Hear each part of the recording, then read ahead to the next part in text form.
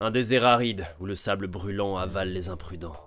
C'est là qu'en 1993, un homme seul, armé de sa simple ingéniosité et de quelques outils rudimentaires, a réussi à sortir d'une situation inextricable.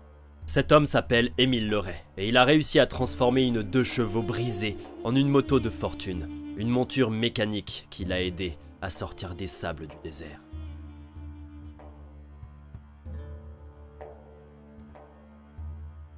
Tout commence dans l'immensité du désert marocain, un territoire hostile où le soleil règne en tyran et où la civilisation semble n'être qu'un mythe parfois. Émile, tel un aventurier des terres désolées, traverse ces étendues avec son véhicule fidèle, surnommé par les locaux le chameau d'acier. C'est une 2 chevaux, simple et efficace. Son but, traverser le désert de part en part, seul. Mais c'était sans compter un rocher, caché sous le sable, qui brise net son avancée, laissant la 2 chevaux inerte, une carcasse au milieu d'un océan de dunes. Coincé, loin de tout, presque sans eau et avec le spectre de la mort qui rôde à chaque instant, Émile fait face à un dilemme. Marcher sous un soleil impitoyable et risquer une fin tragique, ou s'accrocher à une idée folle. Et dans ce monde où seuls les audacieux survivent, Émile choisit de devenir un artisan de l'impossible. Ingénieur de formation, il commence par désosser petit à petit sa voiture. En fait un campement de fortune et commence à travailler. Chaque pièce, chaque vis, chaque boulon devient un trésor, une clé pour la survie. Il n'a pas de perceuse, pas de poste de soudure, uniquement des outils basiques et une volonté d'acier. 12 jours durant, il lutte contre la chaleur suffocante et les tempêtes de sable.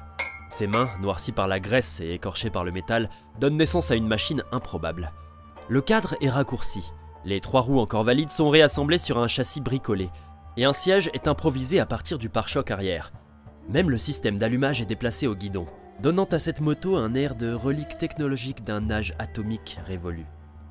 Cette moto n'est pas qu'un moyen de transport, c'est son arme contre le désert. Émile ne sut plus. Après 12 jours de déshydratation, son corps commence à le lâcher. Il est anxieux. Alors, lorsque la machine rugit enfin, c'est comme si sa propre bête mécanique venait de s'éveiller. Émile enfourche sa monture, s'élance sur les dunes, défiant son sort. Chaque kilomètre est une victoire contre un environnement implacable. Chaque mètre parcouru, un pied de nez à l'impossible. Après plusieurs heures d'une conduite effrénée, il arrive enfin dans la ville de Tan-Tan. Et le voyage prend une tournure presque ironique. La police, incarnant les règles d'un monde civilisé qu'il n'avait pas vu depuis longtemps, lui inflige une amende d'un équivalent de 450 €. La cause, un véhicule qui défie la norme. Émile n'en a cure, et il sourit.